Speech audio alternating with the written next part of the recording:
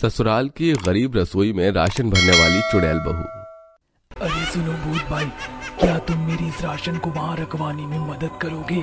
चुड़ैल कब से राशन बांटने लग गई? जितना बोला है उतना करो, ज्यादा सवाल जवाब ना करो।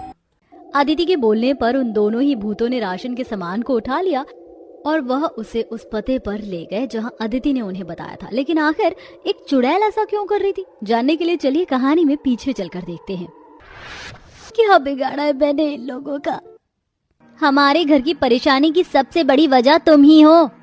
मैं बताती हूँ तूने क्या किया है। ज्वाला ने ऐसे बोलकर अपनी बहू अदिति की चुटिया को पकड़ लिया और वह उसके बालों को जोर जोर से खींचने लगी। मैंने कितने ख्वाब देखे थे कि अपने बेटे की शादी किसी अमीर घर की लड़की से करवाऊंगी, लेकिन उसे मिला क्या? तू। ज्वाला ने ऐसे बोलकर अदिति का सर तेजी से एक दीवार में दे मारा। अभी ज्वाला अदिति को मार ही रही थी कि उसी वक्त अदिति का पति वहां आ गया। देखिए जी, ये लोग मुझे बुरी तरह से मार रहे हैं।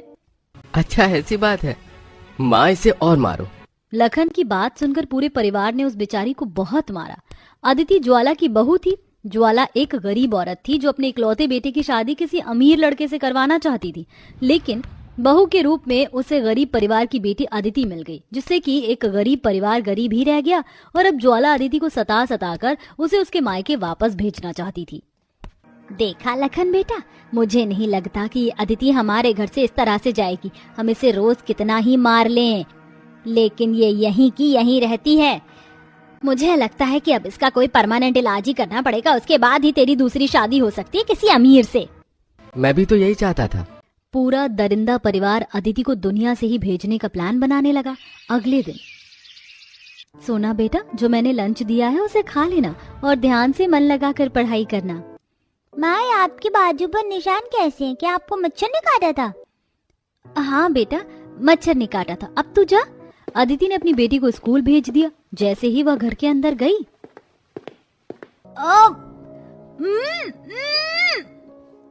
छोड़ो छोड़ो मुझे। अरे रूबी, जल्दी से इसका मुंह बांध। लखन ने खुद ही अपनी पत्नी का गला पकड़ लिया और अपनी बहन से उसके मुंह को बांधने की बात की। रूबी ने जब अदिति के मुंह को बंद कर दिया, तब लखन ने अदिति को उसका गला घोंटकर मार डाला। माँ, ये तो सच में मर गई। अब बताओ कि क्या करना है?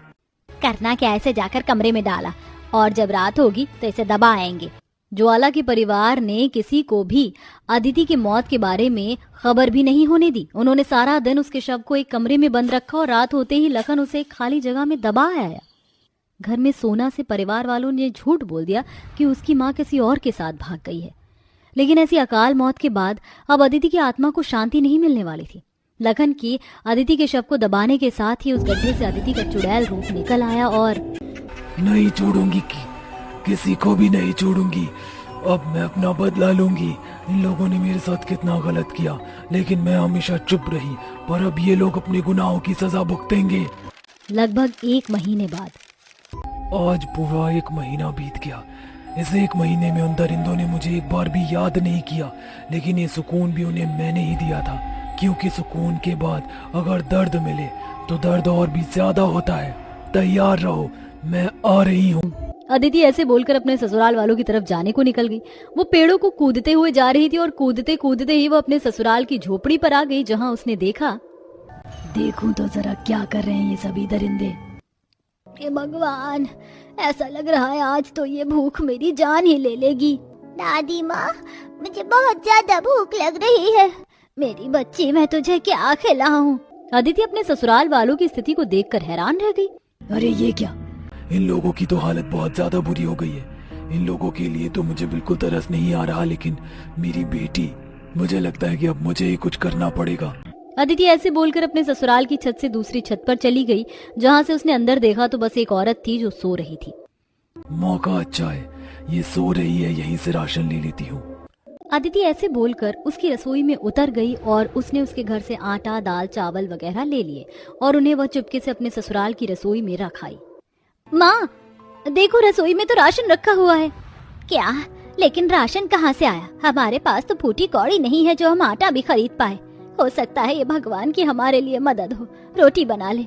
ज्वाला के बोलने पर उसकी बेटी रूबी ने रोटियां बनाई और सबसे पहले उन्होंने रोटी सोना को खाने की। अदिति भी ये सारा मंजर देख रही थी। अपनी बेटी की अपने ससुराल वालों को फिक्र करते हुए देख उसके मन में उनके लिए थोड़ी सी दया आ गई।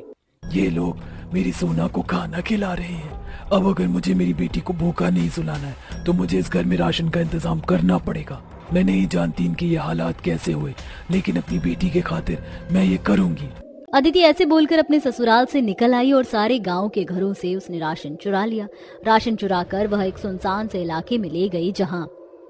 अरे सुनो भूत भाई, क्या तुम मेरी इस राशन को वहाँ उस लखन के घर रखवाने में मदद कर दोगे? चुड़ैल कब से राशन बांटने लग गई? जितना बोला उतना करो, ज्यादा सवाल जवाब ना करो। अदिति के बोलने पर उन दोनों ही भूतों ने राशन के सामान को उठा लिया और वह उसे उस पते पर ले गए जो अदिति ने उन्हें बताया था। बहुत बहुत शुक्रिया भूत भाई, तुमने मेरे यहाँ तक मदद कर दी। अब आप लोग जा सकते हो। अदिति के बोलते ही वो दोनों भूत वहाँ से चले गए और अदिति उस सामान को मौका देखते ही अपने ससुराल की रसोई में रखाई। अगले दिन। अरे ये क्या हुआ? बहन कैसे चिल्ला रही हो? ज्वाला जी, मैंने कल ही अपने घर में राशन भरवाया था, लेकिन जरा देखिए तो सही, मेरी रसोई में आज कुछ भी नहीं है। इनकी रसोई में राशन नहीं है और मेरी रसोई में अचानक ही राशन आ गया। क्या हो रहा है? अरे बहन, क्या कोई चोर आया था? मेरे तो रसोई का सारा राशन ही चुर गया है और गांव में सभी घरों में यही हल्ला मचा हुआ कि किसी के घर में भी राशन नहीं है। ज्वाला जी, क्या आपके भी घर का राशन चोरी हो गया है? नहीं, मेरे घर का नहीं हुआ। ज्वाला ऐसे बोलकर अपने घर को वापस आ गई। सारे गांव में यही चर्चे थे। किसी के भी घर में राशन नहीं था। ये सुनकर ज्वाला सोच में पड़ गई, लेकिन किसी के भी समझ नहीं आया कि आखिर उनकी रसोई में राशन आया कैसे था। ऐसे ही लगभग 1 महीने तक सिलसिला चलता रहा और एक दिन अदिति ज्वाला के घर में राशन रख रही थी कि तभी उसे रूबी ने रंगे हाथों पकड़ लिया। चुड़ैल, माँ जल्दी आओ चुड़ैल। रूबी ने चिल्ला चिल्ला कर सारे घर को सर पर उठा लिया। उसकी आवाज सुनकर जल्दी से ज्वाला उसके पास आई और, कौन है तू? क्यों आई है यहाँ? जानना चाहती हो सासू माँ कि मैं यहाँ क्यों आई हूँ और कौन हूँ? सासू माँ सुनते ही ज्वाला के पैरों तले जमीन खिसक गई। उसे अपने सारे पाप याद आ गए थे। वह डर कर अपने घुटनों पर गिरते हुए बोली, तू कहीं अदिति तो नहीं? हाँ, मैं अदिति ही हूँ। मुझे माफ कर दे, मैंने बहुत गलत किया तेरे साथ, लेकिन मुझे मत मारना, मुझे माफ कर दे। ज्वाला ने ऐसे ही हाथ जोड़कर डर के मारे अपने सभी पापों को अपने ही मुंह से हाँग लिया। रूबी के उधम मचाने की वजह से गांव वाले भी ज्वाला के घर में पहुंच चुके थे। ये सारी बातें उन लोगों ने भी सुन ली और वो बोले, ज्वाला जी, आप तो कहती थी आपकी बहू कहीं चली गई है, लेकिन ये क्या, आप तो इसकी कातिल निकली। अब ये चुड़ैल बनकर आपकी जान लेगी। नहीं, मैं आई तो यहाँ बदला लेने के लिए थी, लेकिन मेरी बेटी इन्हीं के पास है। और दूसरी बात, जो भी हुआ वो मेरे नसीब में लिखा था, इसलिए मैं इन्हें माफ करती हूँ। आप लोगों से भी एक गुजारिश है कि इन लोगों को आप भी माफ कर दें। मुझे अब कोई बदला नहीं चाहिए। आप सभी ने मुझे देख लिया, इसलिए अब मुझे यहाँ से जाना होगा। लेकिन हाँ, एक बात कहती हूँ, मैं आपको माफी सिर्फ मेरी बेटी की वजह से दे रही हूँ सासू माँ।